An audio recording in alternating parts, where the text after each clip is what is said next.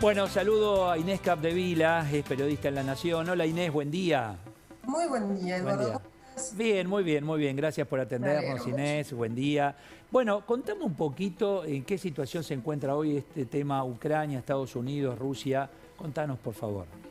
Bueno, Eduardo, los tambores de guerra están empezando a sonar verdaderamente fuerte. Ayer el gobierno norteamericano le pidió a sus ciudadanos que viven en Ucrania que dejen el país Ujú. porque están convencidos de que Vladimir Putin y sus fuerzas armadas van a invadir Ucrania antes del fin de los Juegos Olímpicos de Invierno, que es el 20 de febrero, es decir, la semana próxima.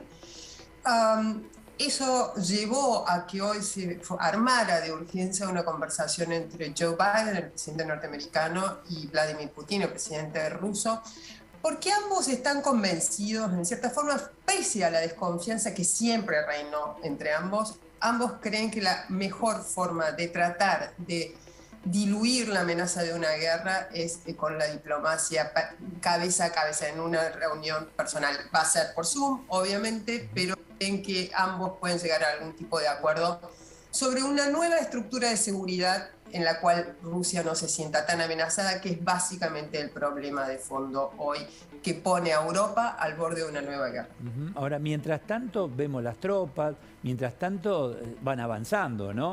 O sea, no es lo Exactamente. adecuado, pero por las dudas. ¿No? Exacto. Es una estrategia muy similar a la que ambos países están desplegando en torno a Ucrania, que parece un tercer actor que no interviene tanto en este conflicto y sin Mm. embargo va a ser el escenario de una guerra en caso de que la haya efectivamente. La estrategia es la siguiente, Eduardo. Mucha diplomacia, mucha amenaza de guerra de ambos lados Ujú. y mucho despliegue de tropas. Y vos lo decís muy bien. Acá estamos viendo, yo creo que lo que tenemos en pantalla son los ejercicios militares de las Fuerzas Armadas rusas en Belarus, que queda justo al norte de Ucrania. Ujú. Después, por su lado, Estados Unidos también está desplegando tropas extras en Bulgaria, perdón, en Rumania, en Polonia y llevó más efectivos a Alemania, donde tiene varias bases. Es decir, que este despliegue de tropas que en todas las fronteras de Ucrania además se nota con más visibilidad, es una de las grandes pilares, una de las grandes patas de la estrategia de guerra de ambos países. Y por supuesto tenés a Ucrania, el gobierno ucraniano, que hasta ayer estaba un poquito reticente a subirse a lo que el presidente ucraniano Volodymyr Zelensky llamó el alarmismo de Washington. Ayer el propio gobierno ucraniano empezó a decir, bueno, vamos a preparar mejor nuestras Fuerzas Armadas Ujú. porque es casi inminente una invasión de Rusia. Ahora la pregunta es, si invade Rusia, ¿qué tipo de invasión va a ser? ¿Va a ser una pequeña invasión, va a ser una pequeña incursión como alguna vez Ujú. sugirió Joe Biden? ¿O va a ser una gran invasión? ¿Qué tan lejos va a llegar? Recordemos que ya hay una fracción de Ucrania, en el este ucraniano, donde hay supuestamente muchos efectivos rusos dándole soporte a lo que serían los rebeldes prorrusos que hoy dominan el este ucraniano. Es decir, se irán más adentro del país las Claro. tropas Ujú. rusas. Eso por un lado. Y Cuando, lo otro que es cuál va a ser la reacción de Estados Unidos y de bueno, Europa. ahí es donde Rusia, cuando dice, denuncian esta histeria estadounidense, yo cuando escucho histeria es, bueno, ponete de acuerdo. Avanzás o te quedás, no seas, ¿no? Pará con la histeria. ¿Es un Es cierto. poquito una provocación o no? Es el doble discurso Ajá. de Putin. Putin es un gran estratega, Eduardo, no por Mm. nada está hace 20 años dominando uno de los países más poderosos de la historia. Ujú. Es un gran estratega que uno de los pilares de esa estrategia que lo hace ser temido hacia afuera y hacia adentro de Rusia es su ambigüedad. Entonces, la ambigüedad de Rusia, ¿en qué consiste hoy? En este despliegue de tropas en torno a Ucrania, los juegos militares en el norte, en Belarus. Recordemos que hay 130.000 efectivos rusos en las fronteras con Ucrania, supuestamente, según los servicios de inteligencia norteamericanos. Y por el otro lado decir, no, nosotros no vamos a invadir. Ujú.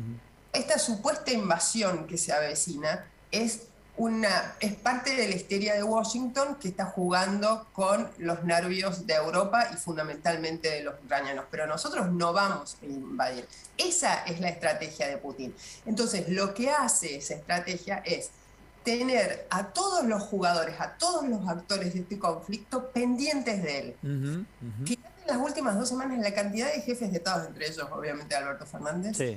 fueron que viajaron a Moscú a visitarlo. Eso no sucedía hace años, Eduardo. Es precisamente el juego de Putin. Y lo que está haciendo Joe Biden es decir, bueno, está bien, ese es tu juego, yo voy a hacer el mismo juego. Nosotros decimos, tampoco queremos entrar en una guerra, pero vamos a desplegar... El tema es que mientras todo esto ocurre, y todo este tema geopolítico, etcétera, la economía también está atenta y tiene alguna modificación internacional. Por supuesto, hay varios factores por los cuales una conflagración, una guerra abierta en Ucrania va a afectar a todo el mundo y en particular también mucho a nosotros, Eduardo. El primero, el gas, la energía. Europa recibe la mayor parte de su gas de Rusia, el 40%, algunos países incluso más, por ejemplo, Alemania que recibe el 70% de su gas viene de Rusia. Eso ya sufriría, porque la provisión de gas de Rusia probablemente sufriría. Entonces, los precios del gas a nivel internacional sufrirían. Nosotros estamos importando el gas. Nuestras tarifas van a subir. Claro. Ahí tenés una forma directa en la que impacta. Y lo otro es cómo se estremecen por los precios del petróleo, por el precio de la energía y sobre todo por el precio, por el impacto de la demanda, cómo se estremece la economía global. Sí. Entra un tercer actor, un cuarto actor, porque el tercero es Europa, un cuarto actor que está mirando esto con mucha suspicacia y sin saber bien para qué lado inclinarse, es China. ¿Y por qué China, si bien a ella le interesa que Estados Unidos desvíe su mirada de Asia y la concentre en Europa con este conflicto, por qué China supuestamente no apoyaría una guerra o una invasión por parte de Rusia? Por exactamente lo que vos preguntás, por cómo se estremecería la economía global. Exacto. Una guerra en Ucrania que involucra a los principales actores de la geopolítica internacional. Y cómo eso repercutiría en China, que hoy, recordemos, China sigue creciendo, obviamente fue uno de los pocos países que creció en el primer año de la pandemia, pero no crece a las tasas que promete Xi Jinping. Ese crecimiento exorbitante de la primera década de este siglo de China no ha vuelto. Una situación súper sensible en todos los frentes, sin ninguna duda, Inés. Te saco de este tema y nos ubicamos en Europa, en Francia, y el tema vacunas, COVID, etcétera. Miles de antivacunas, bueno, comenzaron a manifestarse en París. Lo vienen haciendo, pero bueno, parece que es uno de los países que se destaca allí en el viejo continente en relación a antivacunas. Es el país con mayor cantidad junto con Alemania, es el país con mayor cantidad de población antivacunas de Europa y uno de los mayores del mundo, Eduardo, exactamente. El movimiento antivacunas de Francia en particular, que es uno de los más revoltosos, uno de los más ruidosos, había silenciado un poco en enero y volvió a tomar fuerza con esta manifestación que vemos hoy, con otro movimiento antivacunas que está haciendo muchísimo estrago en un país habitualmente muy sereno que es Canadá, que es el problema de los camioneros que están demandando, reclamando muy insistentemente con bloqueos el fin de las restricciones. Dio renovada vida a movimientos antivacunas del resto del mundo y acá vemos a Francia. En Francia en particular hay como una guerra personal del presidente Emmanuel Macron contra los antivacunas, que él mismo dijo hace un mes aproximadamente, tuvo una gafe y dijo, me gustaría hacerlos mierda, dijo básicamente. Que fue muy polémico para él, porque un presidente no debe decir esas cosas, pero también mostró el malestar insistente que hay en Francia. ¿Por qué? Porque Macron adjudicaba el repunte de Omicron a los antivacunas. Bien,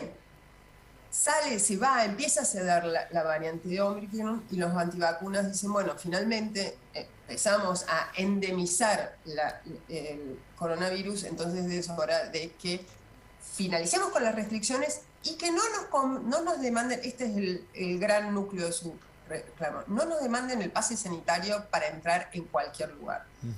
No sé qué puede ser posible es el debate del pase sanitario para los colegios. Ine, ¿qué otros países sentís que, por ejemplo, Gran Bretaña se apura demasiado en avanzar con el fin de las restricciones? Bueno, ¿Tiene que ver con la política eso también de Boris Johnson, digamos, con lo que le pasó con la crisis de Boris Johnson? Entonces, ¿se apuró un poco a darle lo que querían a los ciudadanos? sí, es una buena pregunta que te encuentra la biblioteca dividida, Marian, porque en Gran Bretaña en particular, pero Gran Bretaña no es el único país que está poniendo fin a todas las restricciones. Las repúblicas escandinavas, los países escandinavos están haciendo lo mismo, pero en Gran Bretaña, donde la curva de Omicron se dio un montón, pero fue más lenta en ceder que en otros países, lo que parte del espectro político dice: esto es otra jugada de Boris Johnson para escapar al Partygate. Recordemos que el Partygate está hackeando, que son estas fotos, estas revelaciones sobre la enorme cantidad, por lo menos 20 fiestas que tuvo en Downing Street Boris Johnson y su staff durante la pandemia, cuando nadie podía salir a la calle en Gran Bretaña. Entonces, parte del espectro político dice esto, el levantamiento de las restricciones, que ojo, sería a fin de mes, responde a eso.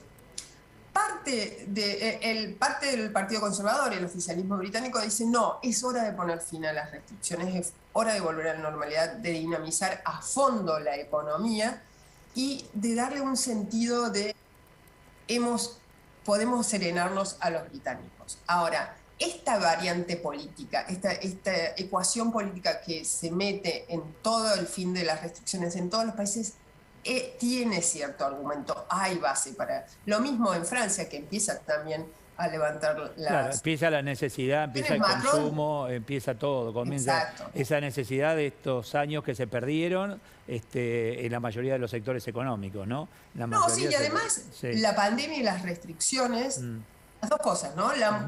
El impacto sanitario y el impacto sobre la vida económica, social y política, fue despiadada con todos los oficialismos del mundo. La gran mayoría de los oficialismos perdieron cuando se enfrentaron a las elecciones. Sí, es cierto, es cierto. Inés, gracias por tu tiempo, que tengas lindo fin de semana. Muchas gracias. Igualmente, chicos, que tengan un gran fin de semana. Gracias, muchísimas gracias. Gracias a ustedes. Bueno, venimos a la República Argentina.